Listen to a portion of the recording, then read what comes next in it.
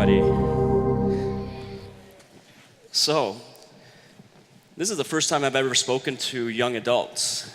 And I get advice before, how do you speak to them? Should we be speaking to them as, should I be speaking to them the same that I would speak to the bankers, or should we be speaking to them the same way that I speak to other people in finance? And what I was told is, the people here are probably going to be grasping things a lot easier than the people that I'm used to speaking with. The people that I am used to speaking with are usually my age, a little bit older, and it's hard for them to grasp some concepts that I'm pretty sure most of you are going to be able to pick up relatively quickly. So it's amazing to see how many people here have already heard about cryptocurrencies, have heard about blockchain. How many people here have heard of smart contracts? Okay, quite a few still.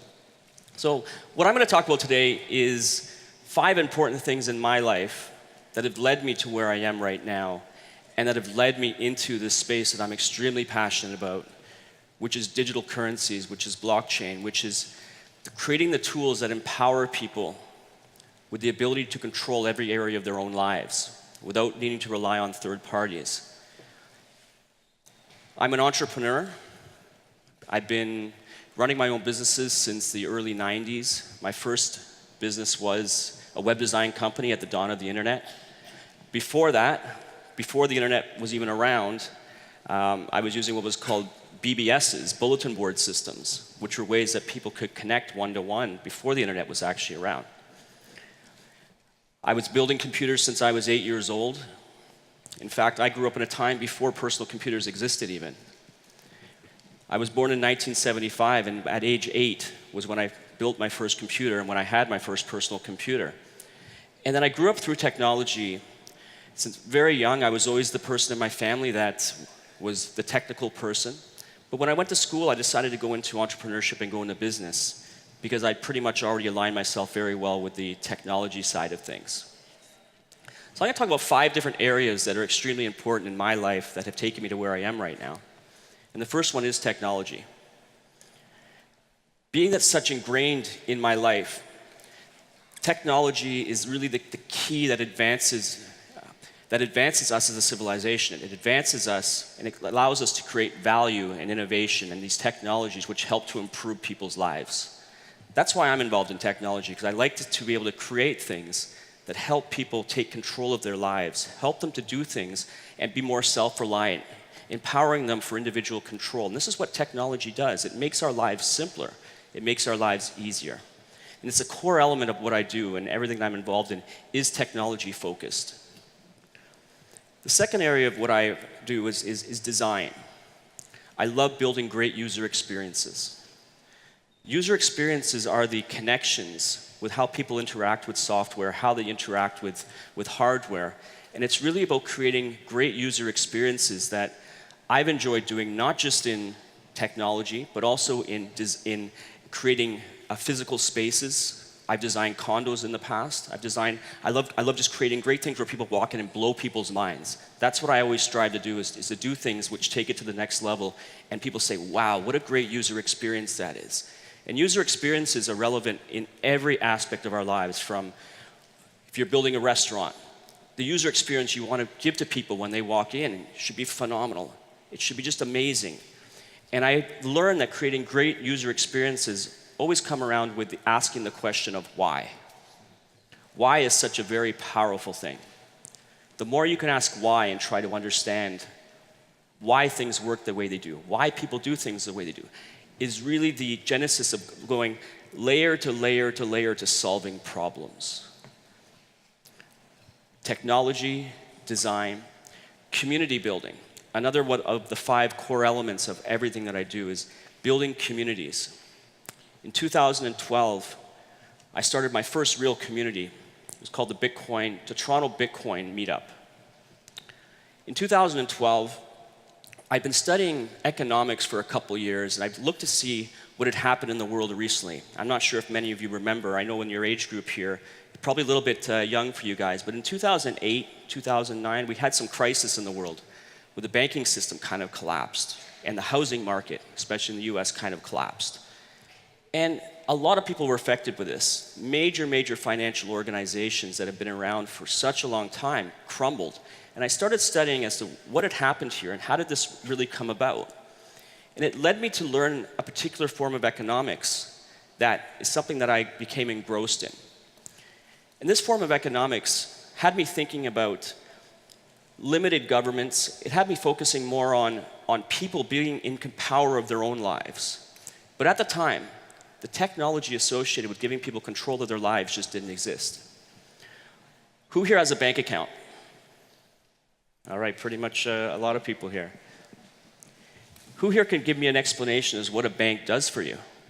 What's the purpose of having a bank account? Anyone? Yeah, banks hold your money. Who else? Yes. Sorry? Store your wealth and money? Grow. Yep, banks can help you with that. What else do banks enable you to do? Yes. Go ahead, yeah. I'm sorry, the gentleman here in the blue shirt here up front. Sorry. No, that's you, yep, yep. If you can nice and loud, please.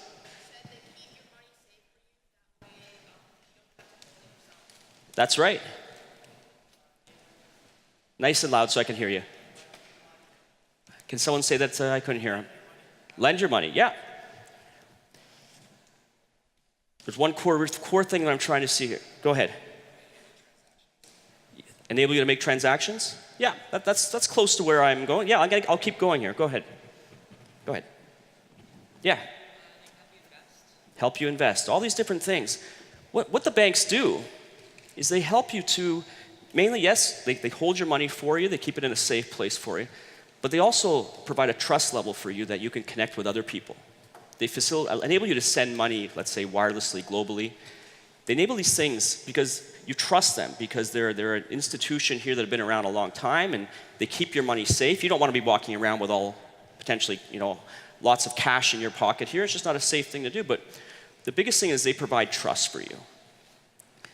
Through the dawn of mankind, trust levels have usually been directed through third parties. So we rely on a bank because we don't want to be holding on to the money ourselves, I guess for security reasons. We rely on insurance companies to provide us with money and for security should something bad happen. But what's happened now, since 2009, technology is emerging where people can not use these third parties in order to facilitate transactions, in order for them to save their money, in order for them to control their money and keep it in a safe place. So you guys use banks here. Why are banks in business? What do they get out of you? Yes. They invest your money. So you give them your money and they're able to take it out there and they actually get returns on your money, and that keeps them in business there. So in 2012, I started delving into a technology that had me fascinated. Okay?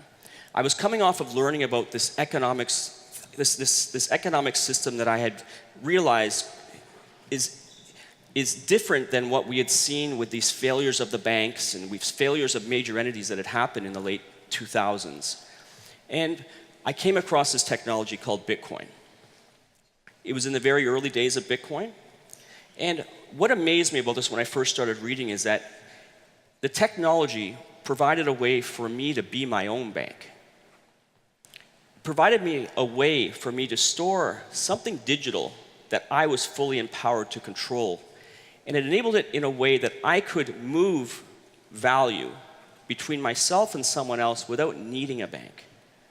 So banks provide certain things for us, but also they don't allow us the freedom, really, though, to be in control of our own money should we want to, again, because of security risks and things like that. Does anybody know here what problem Bitcoin solved? Yes.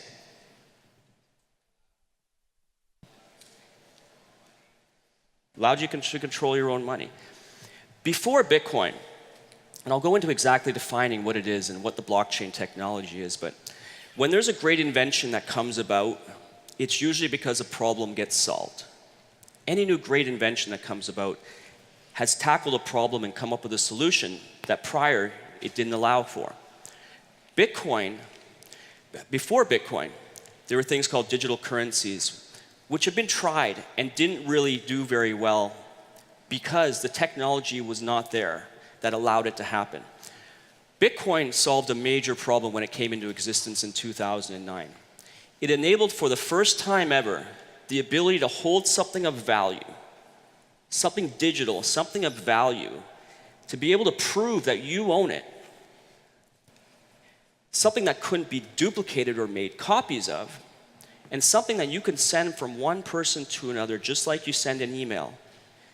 So for the first time ever, you could send value globally, instantly, without needing a third party such as a bank. And that's a very powerful thing, because we are always used to paying and needing third parties, needing a bank in order to facilitate our things. But banks are costly. There's a lot of infrastructure involved with banks. And they charge us to hold our money. If you think about that for a second, you're taking your money, you're giving it to someone else. They're investing on it, making a ton of money from you. And they're paying you a very, very, very small amount for doing that. So what if technology existed that made it so you didn't need a bank? What if technology existed to make it that you didn't need an insurance company? What if technology existed that made it so you didn't need a lawyer? And when I first heard about Bitcoin, I really saw this as a technology that would be more important than the internet. I grew up with the internet. And the internet did an amazing thing. So anybody here see what the problem with the internet, when the internet came about, what was the problem that the internet solved? What's so great about the internet? Yes? Yeah, it allowed us to communicate. Allowed us to communicate with people. What else did the internet provide for us? Yes? Information. Very good. The internet enabled us to unlock information and be able to send and move information globally, instantly, like this. That's a very, very powerful thing. And what areas did we see disrupted when the internet came about? Now, I know the internet, most of you here, or I'd say all of you here, have always lived with the internet. But what disruption did we see? And again, when a great technology comes about, it usually solves a problem and it causes a disruption. Yes? Postal service, very good. What other sectors did we see disrupt? Yes? It added a lot of value to retail. What else did we see it disrupt? Yeah, Blockbuster. It enabled digital media to be sent and transferred. It created social media channels. It disrupted any service or any sector to do with information travel.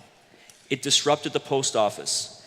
It disrupted publishing companies. It enabled individuals to have their own blogs and be able to get information out to anyone around the world. Who here has their own blog? Quite a few of you here. So before the internet, that was impossible. How would you get that information around? So in 2012, when I saw that there was now the opportunity to move value via the internet and to be in control of that value and be able to send it to someone else, I realized that the potential of this thing was going to be more important than the internet, because I firmly believe that value is much more important than information. Who here knows what the characteristics of money are? What makes money? Why do we have money? Yes. Nice and loud.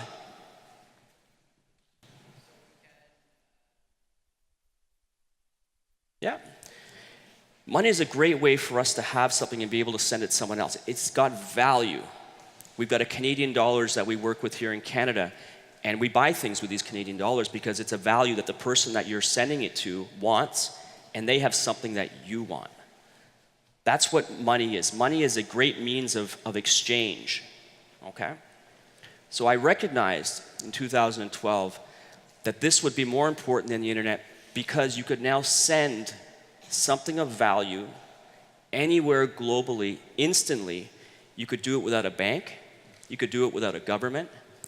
And what happens when you can remove a lot of layers from the interaction between me and you? If I'm sending something to you, what happens when I can remove a lot of these third-party layers from the interaction between me and you or someone else in the world? What happens when that can be done? Yes? Pardon me? Sorry, just a little bit louder.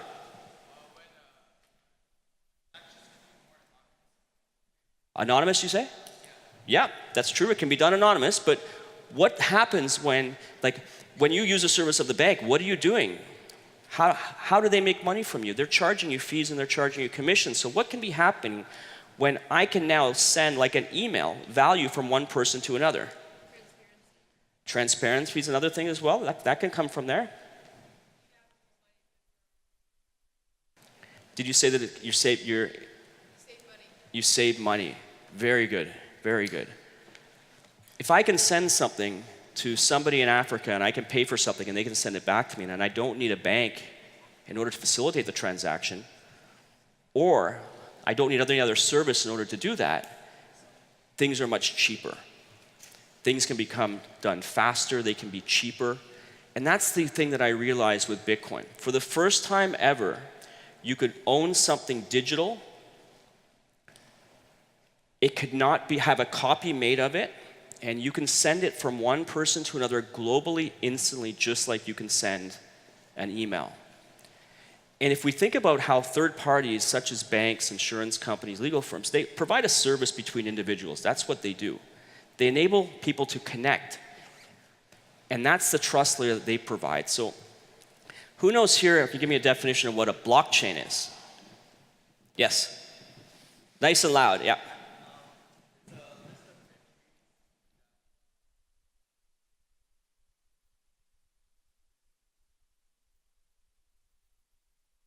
Yes, it's a chain of transactions. Who here knows what decentralized technologies are? Yes.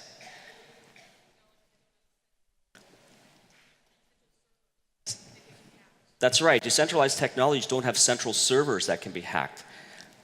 They're run by these computers all around the world, and this is what the Bitcoin network is run on. It's a network of computers that spread all around the world that removes the opportunity for hacks on the network. It provides security to the network because there's no central points of failure.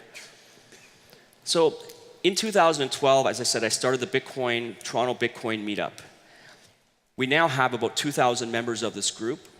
And from there, I started thinking about ideas. I was really interested in this technology. And at the time, Bitcoin was growing. It had a very big market capitalization. Things were growing and growing and growing. And by setting up a community in Toronto and becoming really a center of gravity for this technology that I was very, very passionate about, and which I recognized would be more important than the internet because, again, value is more important than information. It's going to lead to a lot of these advancements in different sectors and different technologies, that from starting a community, I was able to start working with individuals that were also passionate as I was. And one gentleman by the name of Vitalik Buterin, who was a 17-year-old kid, I think the first time that I met him, by building a community, I became a center of gravity, and I had people coming up to me with business ideas and people approaching me to say, this amazing technology of Bitcoin is something that I want to get involved in. And that's what he did. He showed me a paper in 2013, and this paper was a white paper for a project called Aetherium. Aetherium takes currency that what Bitcoin is to the next level. Ethereum provides what's called smart contracts. And what smart contracts are is automated code that lives on decentralized networks that automates programming that anybody can code up. Right now, you have things like lawyers that will write a contract between individuals. Say, you'll approach them and say, hey, I want to have a contract with this person. And you have to rely on a lawyer to write this up. And then if things go wrong or things don't happen, you have to have courts that actually will go and take care of things for you. But what we created in 2014 was a platform called Aetherium that introduced what's called smart contracts to the world. Smart contracts was enabled to advance blockchain, advance Bitcoin to the next level. Because with Bitcoin, you're going to see a disruption in the banking sector. You're going to see a disruption in the credit card sector, again, because the technologies enable now individuals to do things without needing third parties. That's where the disruption is going to occur. But we created something that coders can now just code up a contract, a programming thing, and push it onto our platform of Aetherium, and it self-executes the code based on what's been coded. So for example, you could have an insurance contract. So what do insurance companies do? They take our money and they provide a blanket for you in case something bad happens. Let's say that there's a flood that occurs, and if you've got flood insurance, they're gonna pay you money in order to get things fixed and to do this. But what would happen if you could actually code up a contract and you could push it onto a platform? And then depending on what the weather was outside or what happens, the contract will then pay out the people without needing the insurance company in the mix, without needing a contract, without needing a lawyer to actually facilitate the transactions. And that's what smart contracts do. They're going to disrupt many, many other sectors, like we're seeing the disruption that Bitcoin is causing on financial services, on stock markets, on banks. And what's the power to do this is the power of coding.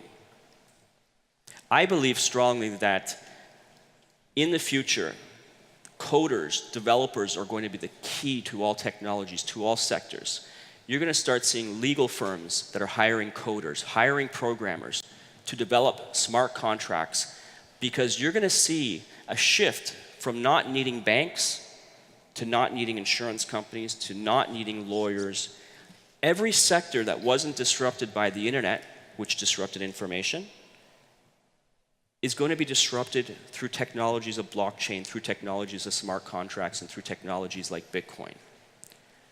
And what this does is it opens the doors for young adults such as yourselves to be the new economy, the people that are building these programs that are going to disrupt all these sectors which have been so strong in our world and are very strong right now.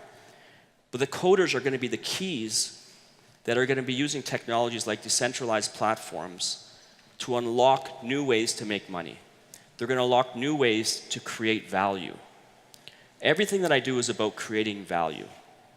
The more value you can create, the more relevant you're going to be in the future as a lot of these third parties get wiped aside.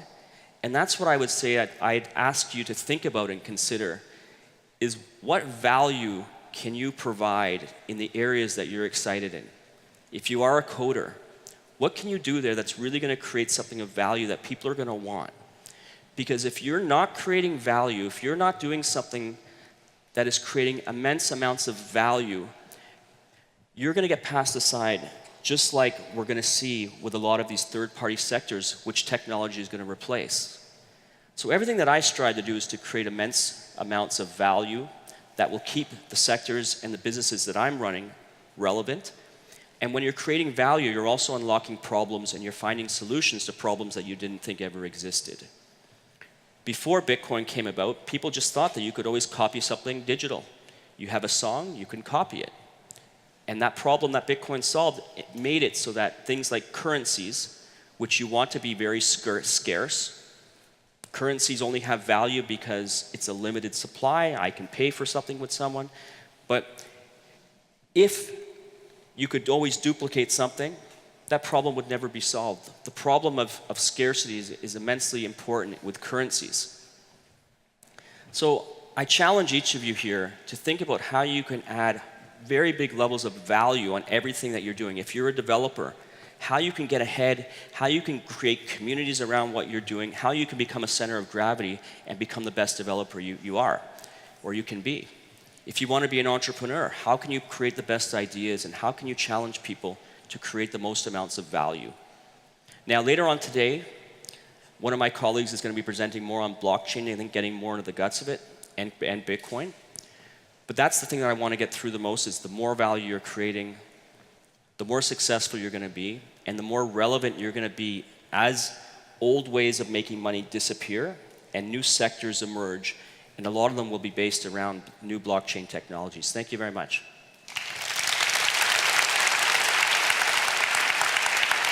Anthony, this was awesome. One quick thing for you. Again, if you inspired a lot of these young people to really create value through getting involved with crypto or even the blockchain, how would you suggest they start now? How many of you have been to meetups before? Okay, a few of you. If I ever go to a banking conference or speak in front of a bunch of bankers, you'd be surprised no one's been to a meetup. What I would suggest to people here is learn what meetups are around. And meetups are these places where people can come together and discuss areas of interest that they're really excited about. Meetup.com is an amazing, fantastic site that you just go and search for things of interest to you, and it connects you with individuals. It connects you with people that you meet in physical person and talk about things. And that's what's really got me off the ground in this space, was creating meetups and building communities around something you're really passionate about. So that's what I would suggest, is seek out the things that you're really passionate about. And if it's not a community out there, build it yourself. Awesome. Thank you so much, Anthony. Thank you. This is great. All of you are also using Slack. Slack is a great way to get involved in the cryptocurrency space and in the blockchain space. Google Slack channel for a bunch of the things that you're interested, whether it's Ethereum, blockchain. There's a bunch of other currencies. There's hundreds of cryptocurrencies that solve different problems that you can look into. So that's really step one, right? There's a lot of information online, and if Anthony sparked an interest, really encourage you to go deep.